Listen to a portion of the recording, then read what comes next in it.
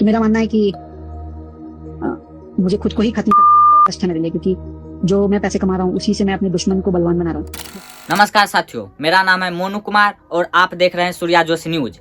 आज हम एक ऐसे मुद्दा पर बात करने जा रहे हैं जो आप सभी को जानना बेहद जरूरी है। जी हाँ, इंडिया में कुछ दिनों से ट्रेंड में चला हुआ है अतुल सुभाष। अतुल सुभाष नाम के व्यक्ति को तो आप जरूर जानते होंगे। जी हाँ, अतुल सुभाष के जो आरोपी थे, उनकी पत्नी और उनके सासू माँ और साला तीनों अब गिरफ्तार हो गए। जी हाँ, ये हम कह सकते हैं कि प्रशासन को सबसे बड़ा हाथ लगा है।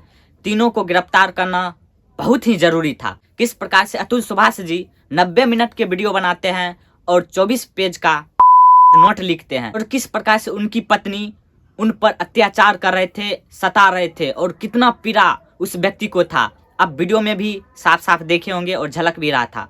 अतुल सुभाष जी ने अपने वीडियो में भी कहा था, यदि मुझे न्याय नहीं मिलेंगे तो मेरे जो समाधि है कोर्ट के बाहर ही किसी गटर में बहा दिया जाए, यहाँ तक कहे हैं।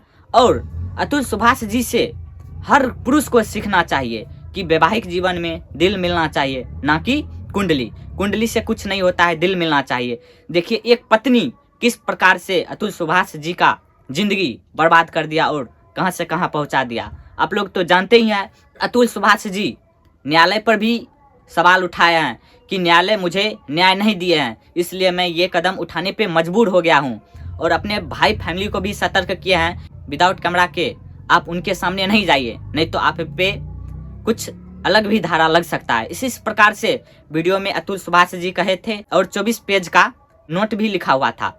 जब ये वीडियो वायरल हुआ, जब ये अंतिम क्षण में जा रहे थे, तो सभी को संदेश दिए और अपने माता पिता से बात किए और न्यायालय पर बहुत बड़ा सवाल उठाए कि मुझे न्याय नहीं मिला। उसके बाद क्या हुआ, ये वीडियो वायरल हुआ और ट्विटर पर पूरा ट्रेंड करने लगा और सभी जनता जागरूक हो गया कि एक मर्द को इस प्रकार से सताया गया है, करने पर कहीं ना कहीं मजबूर किया गया है, औरत को सजा होना चाहिए। यहीं पे यदि औरत होती तो हर कोई आवाज उठाता। इसी को बुलंदी में लेकर सभी पुरुष आवाज उठाए, सभी न्यूज, नेशनल न्यूज चलाए, तब ये मुद्दा गर्म हुआ।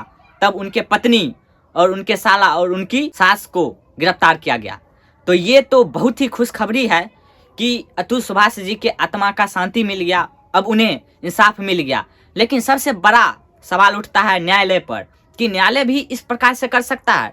मैं आपको शुरू से लास्ट तक बताऊंगा कहानी कि अतुल सुभाष जी का शादी कहाँ हुआ और कैसे हुआ, इस चीज़ के बारे में भी बताएंगे। लेकिन सबसे बड़ा सवाल उठता है न्यायालय पर कि न्यायालय भी इस प्रकार से कर सकते हैं। न्यायालय ऐसे कैसे कर सकते हैं? न्यायालय तो होता है जनता को हित के लिए, तो सही गलत हो उसमें परख करने के लिए। लेकिन इस प्रकार से न्यायालय की कहीं ना कहीं लापरवाही एक व्यक्ति का जान ले लिया।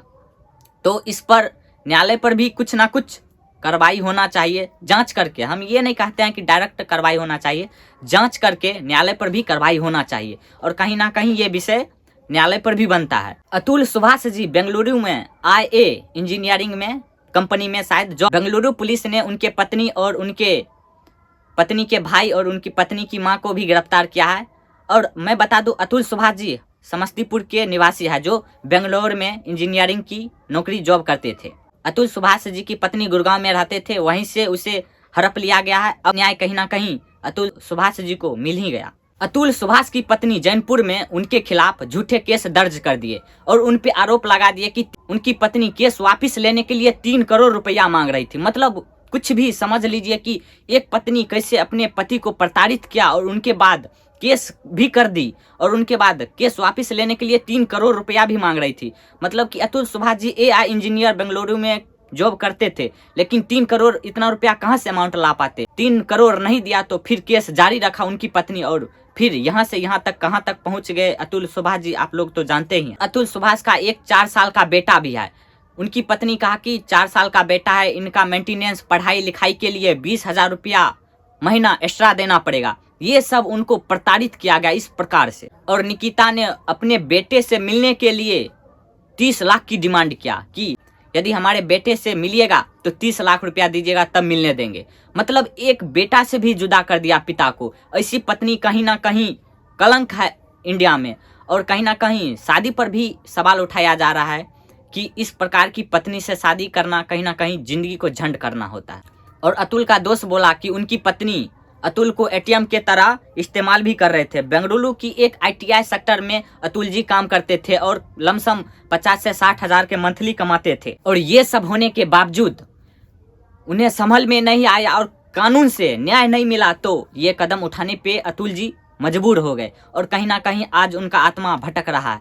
लेकिन अब उनकी पत्नी और तीनों जो आरोपी थे गिरफ्तार हो गए। अब उनकी आत्मा का शांति मिल गया होगा और जो कहे थे कि मुझे अस्थि को टन में बहाया जाए, अब उससे गंगा में बहाया जाएगा। तो इस वीडियो से क्या सीख मिलता है कि पत्नी किसी भी घर को बर्बाद कर सकती है। ऐसी पत्नी, ऐसे पत्नी से सतर्क रहिए। और न्यायालय पर विश्वास उठ गया है जिस प्रकार से अतुल जी अपने वीडियो में बोले हैं। 24 मिनट का वीडियो नहीं, 24 पेज का जो लेटर था, कहीं ना कहीं ये भी ड्राइव पर डाल दिए थे। तो इस वीडियो को यहीं तक एंड करते हैं। जय हिंद, जय भारत, वंदे मातरम।